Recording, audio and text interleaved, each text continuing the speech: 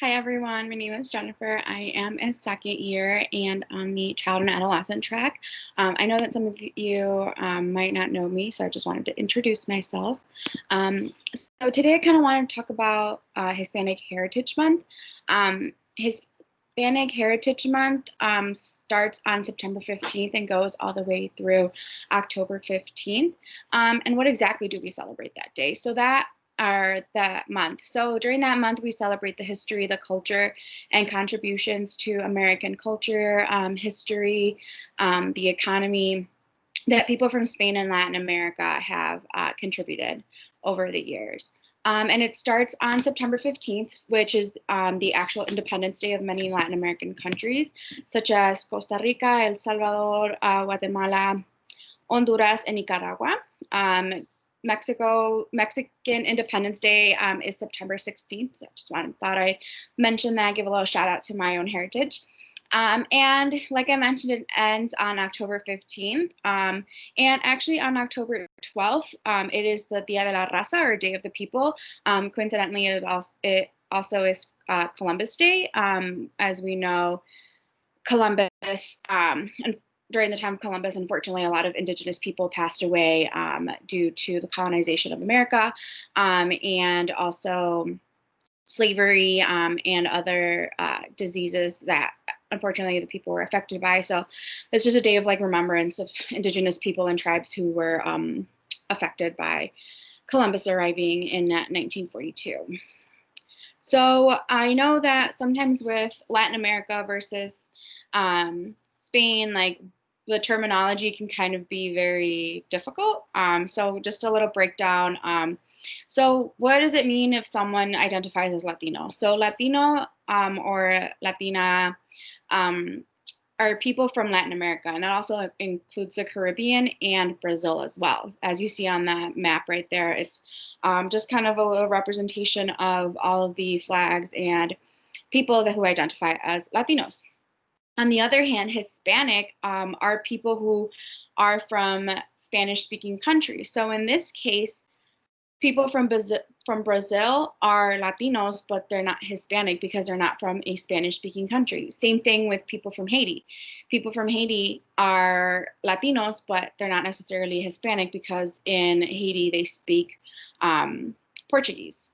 And now, recently, there have been a new term that's kind of been circulating around and a lot of people have been adopting.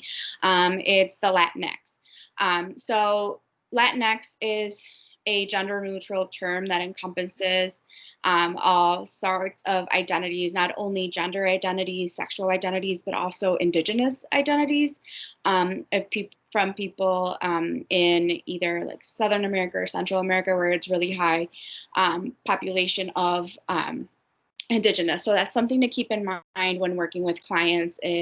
What do they identify as? Do they identify as Latinos, Latinx, Hispanic, and what that actually means for them? Not only is it their culture, but it also is the language that they most feel comfortable.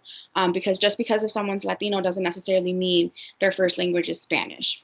Or if they're Hispanic doesn't necessarily mean that their first language is, that they could have a different language as well.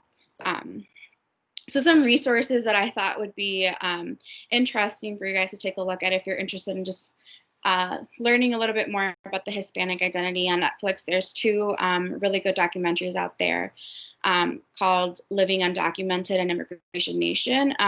Just a fair warning with those are kind of tear-jerking ones. So you want to make sure you do some self-care after those. And some films that are pretty interesting as well as Bajo la Misma Luna, or Under the Same Moon. It follows a mom and a son kind of to be reunified after being separated. The movie Coco, I know it's a great film. It's a Disney film.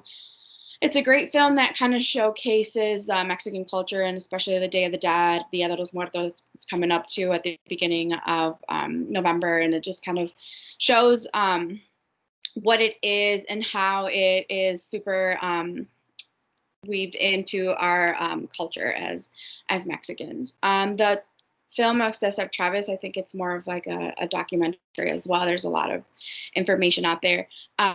This is a really good film. I haven't seen it, but I've seen really good reviews on it. And what it kind of does, it shows Cesar Chavez, who was huge in California, trying to get people who are working in the fields and the farmers, trying to get them the rights that they deserve. And some books that are kind of fiction.